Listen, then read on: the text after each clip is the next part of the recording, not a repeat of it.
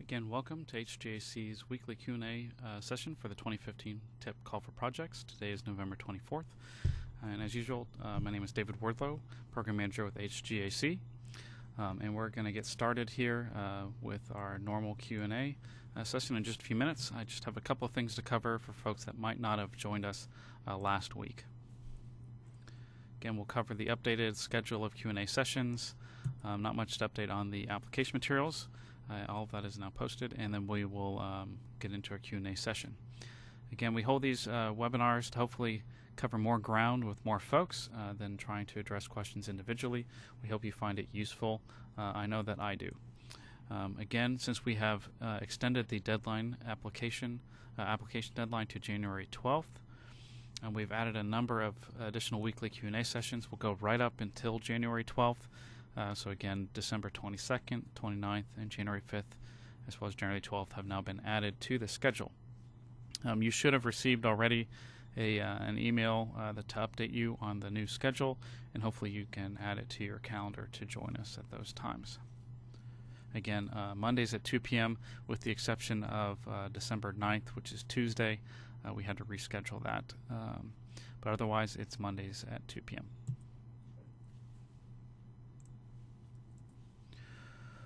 Again, the application website is up and running. I've heard a couple of questions that we're checking out. I think in the transit section there was one question about whether it was working properly or not. We're following up with our web folks on that. But otherwise, I haven't heard any issues anybody has run into with the application website. Seems to be working pretty well. Again, all the recordings for our weekly Q&As are posted. There is a link on the website to go to our YouTube channel. And there's a playlist there that you can review all of the weekly Q&As, as well as the workshop that we conducted back at the beginning of October. And again, just as another reminder, the application deadline has been extended to January 12th. That had a couple other effects on our schedule. Oh, you know what? I'm blowing through stuff here, and I think my screen is paused. Let me just for a moment unpause the screen. There we go. Okay, so let me go back a slide just so you can pick that up. Again, the website is available and the recordings are posted, and the application deadline has been extended to January 12th. Okay, and then the more detailed schedule, the application period goes through January 12th, but we did not extend the deadline for asking for our assistance quite as far. We did not go full 4 weeks out, just 1 week, knowing that folks were already working on what projects they wanted to submit, and we do not need the full completed application. In fact, it's probably better if you don't have the full application completed when you submit to us. Make sure you get it in pretty much as soon as you can. A couple of folks have already submitted or sent us the emails requesting assistance after they have completed the purpose and need sections of the online application and attach the map and GIS files. Those are the things, again, that we need in order to provide assistance to you with your project analysis. Again, we'll follow up in January and February with any additional questions, and for those major investment projects that have not had a scoping meeting with TxDOT or FTA, we'll be following up to schedule that. And then in March, we'll be working with the TIP subcommittee to develop some recommendations. April and into May, we'll be having the comment period, and then hopefully at our May TPC meeting, they will be approving the project selections.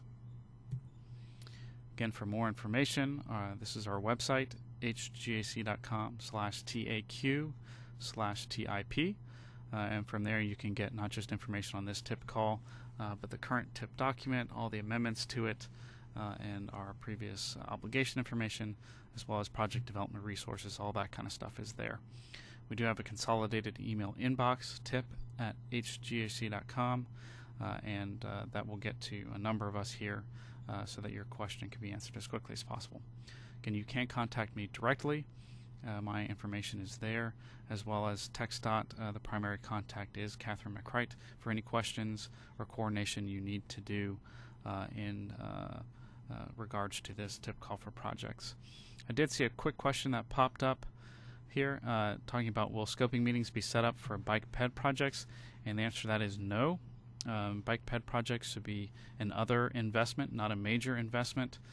And those scoping meetings will be required as part of the project development process, but that will likely occur outside of the tip call selection process. Okay, so that pretty much means if you are selected and you need an agreement with TxDOT, that scoping meeting would be then scheduled in relationship to that. So typically you'll have your agreement in place, and then you'll have a scoping meeting set up to sit down with your consultant or whoever's doing your design work, maybe in-house, to go over the scoping of the environmental document and design tasks. I did have a couple of questions come up this past week, and I'm going to cover a few of them real quick here, and then we'll open it up to see if anybody else wanted to ask a question. The first is talking about bicycle pedestrian design standards. There's a question about where to find this information. First of all, because we referenced the AASHTO design standards.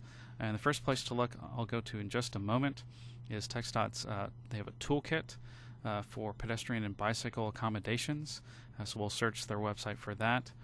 Now beyond that, just so everybody's clear in the call for projects, under bicycle pedestrian criteria, that is a screening criteria, which makes sense. If you're not meeting AASHTO criteria, you cannot advance to even compete through the process, right? That's the bar that you have to get over. And now for roadway projects, we've assigned points for accommodations that meet or exceed AASHTO, which again typically means as long as you're including accommodation, TxDOT's going to make sure that it meets the design standards. So as long as you're including an accommodation and it meets the design standards, then you would be eligible for those additional points. I hope that is clear. And let me real quick just jump to that.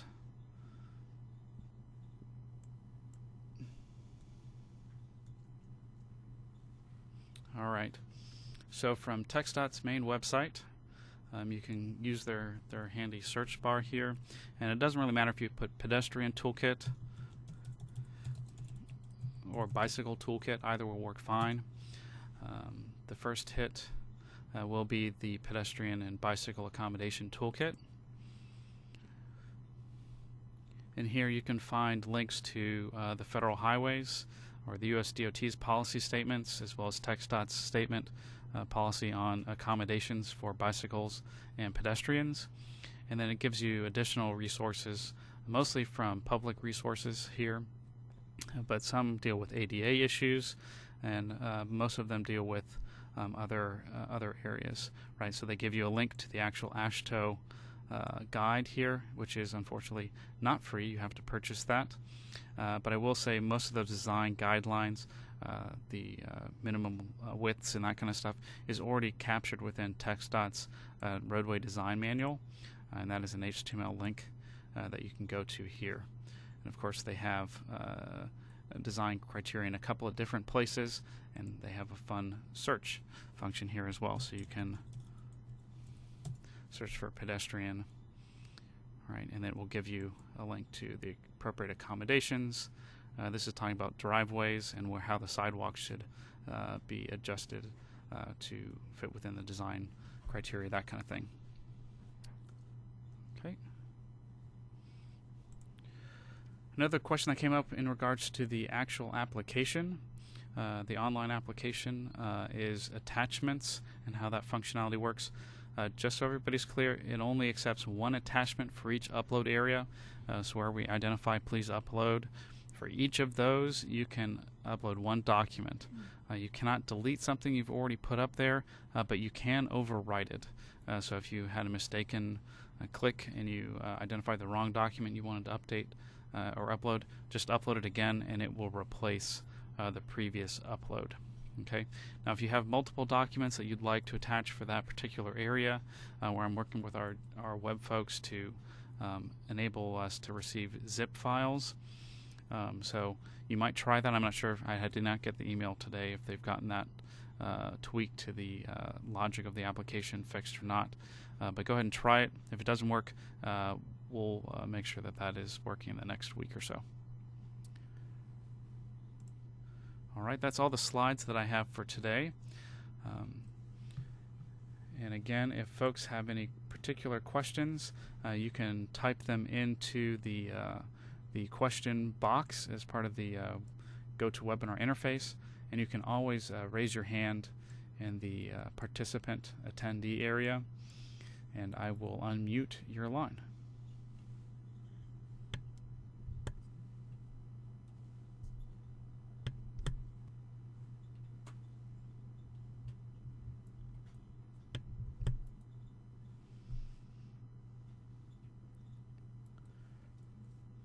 All right, I see Pat has raised her hand, so I'm going to unmute your line now. Okay, Pat, go ahead. Oh, can we hear you?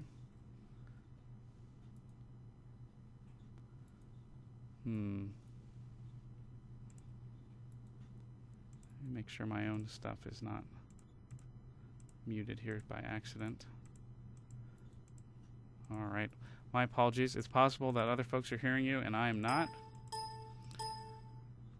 But if you could type your question in, unfortunately, that will make sure that I can answer it. So my apologies, Pat. But if you could go ahead and type your question in, we'll try that first.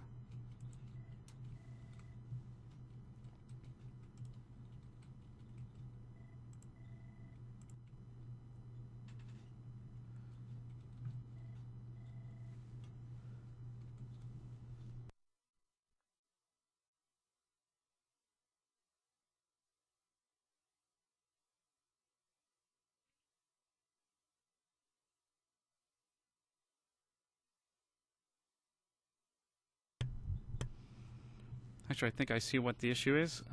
So let me go ahead and unmute Pat again. I hope you're right there, and see if you can ask your question again. Pat, are you there? Yeah. All right, very good. All right, sorry about that.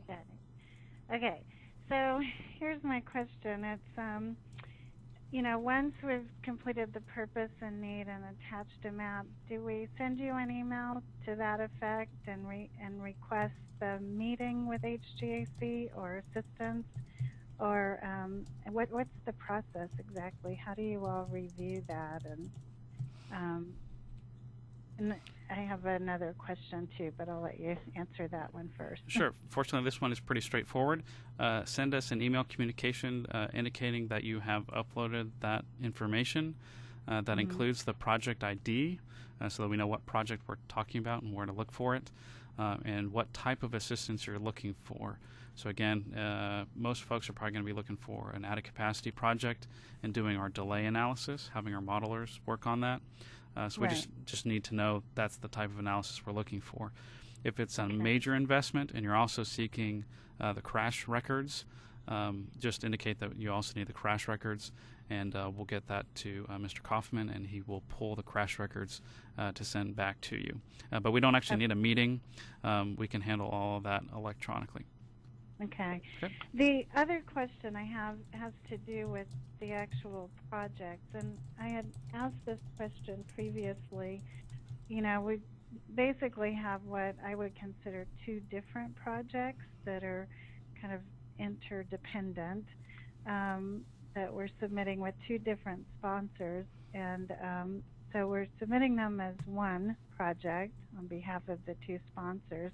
But I still have some questions about whether that's the right approach, and because depending on how the projects are evaluated as two separate projects or one project, their costs and benefits are going to be much different. So to give sort of the best advantage to each, what we'll call now a phase, I'm still unclear about what maybe is the right approach to submitting. So that was one of the things I wanted, was to be able to sit down with you all and, describe sort of where each of the phases is in their development and how they relate to each other, and see which is the best way to submit them. And if it turns out that submitting them as two different projects would work better, will we have the opportunity to make that change? Because right now they're submitted as one application. Right. No, I think I understand and that's a difficult issue. Now, generally, our general approach has been if it's a project that makes sense together, even if there are phases of independent utility, we would prefer that they be submitted together and they would be evaluated together as a package. And the question on how those get programmed out over time potentially would follow that. Really, the rationale there being is it's the overall project which should be being considered for inclusion in our plan and in the TIP process, and then individual pieces of it might make sense earlier or later.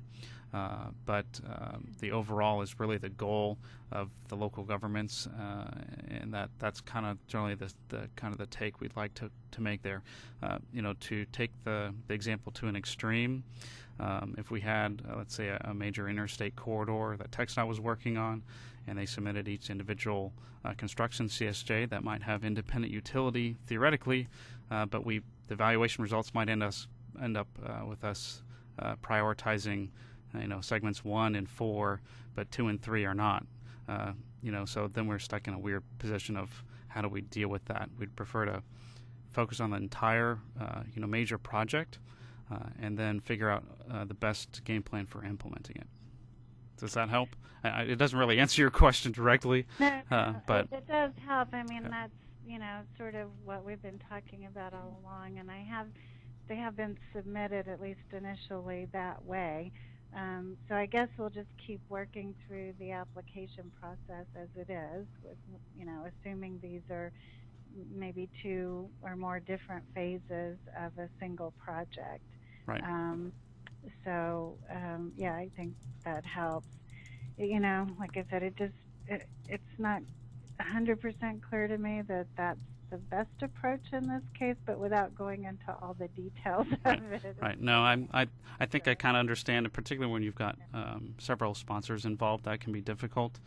But again, in this name, as a general rule, that's right. And in this day and age, partnerships are kind of the name of the game. So, in general, that would be our preference anyway. Okay. All right. Gotcha. Great. Thanks, Beth. Alrighty. Mm-hmm. All right. I don't see anybody else's hand raised, but there are a couple other questions here. Let me just finish typing this response for Pat's question.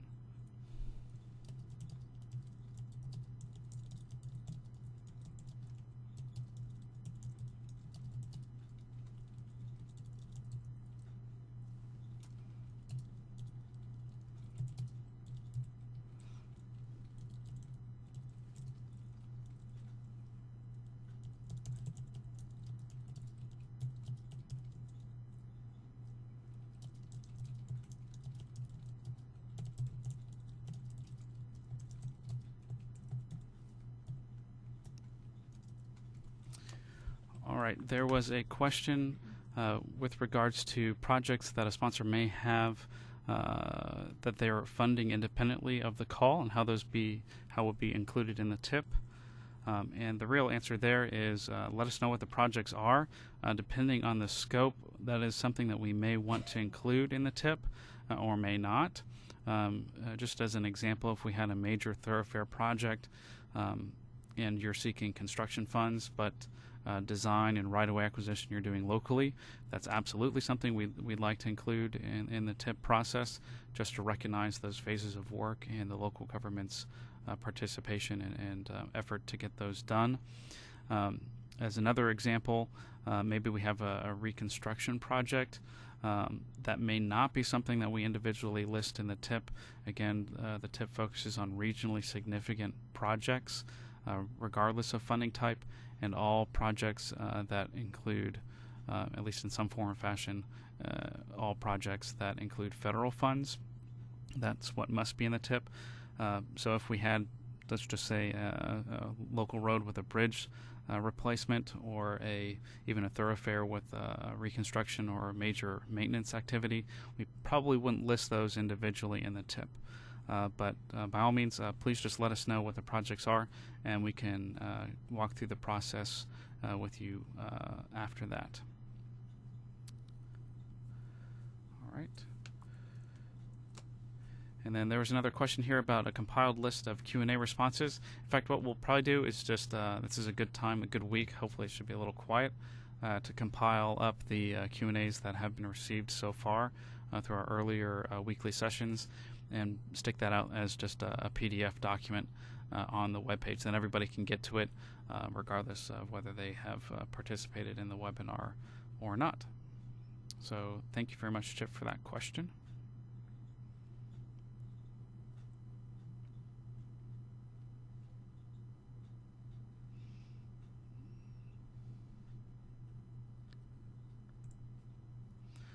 I see a follow-up question here from Yvonne regarding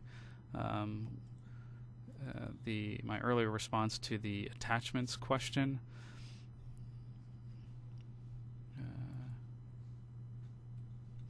Okay, I think it's in regard to other associated documents that you might like to include, but we're not specifically requesting.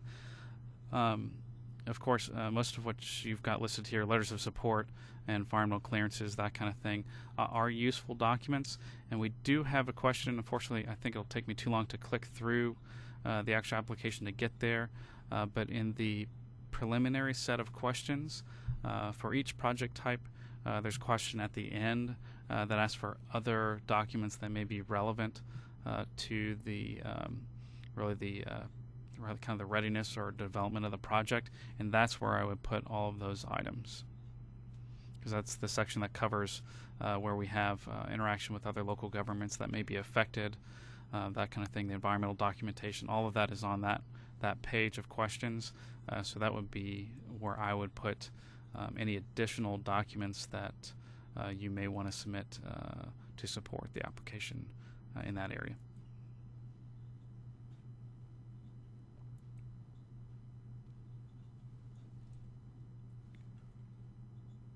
All right.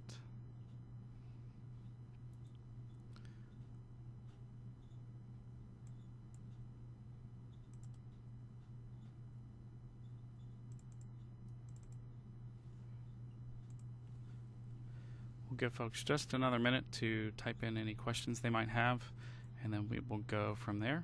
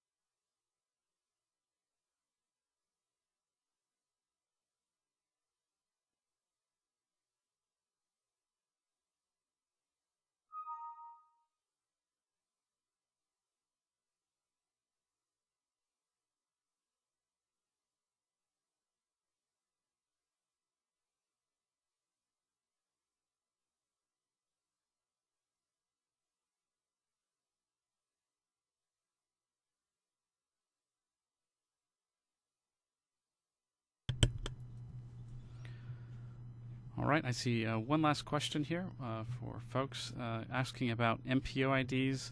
Do we need to list MPO IDs on the preliminary application? Do we list them that only relate to the current project or historical activity?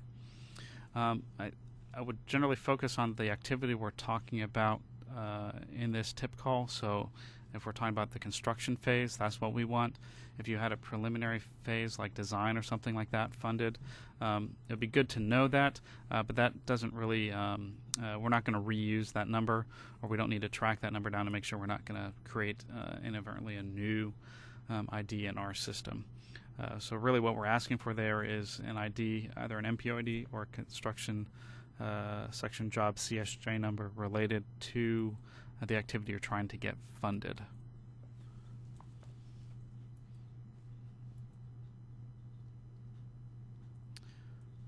All right, I'm seeing a response from Yvonne that the question at the very end doesn't have an upload section.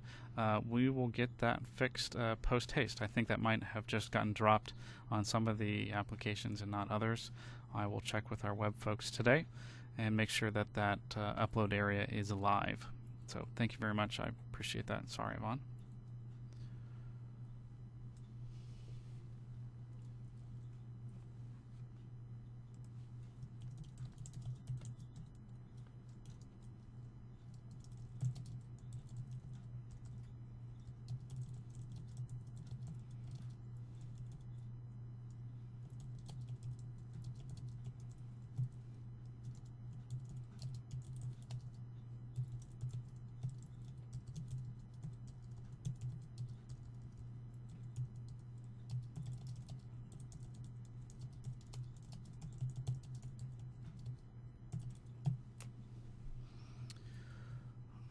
All right, not seeing anybody else's hand raised. I'm assuming Pat does not have another question.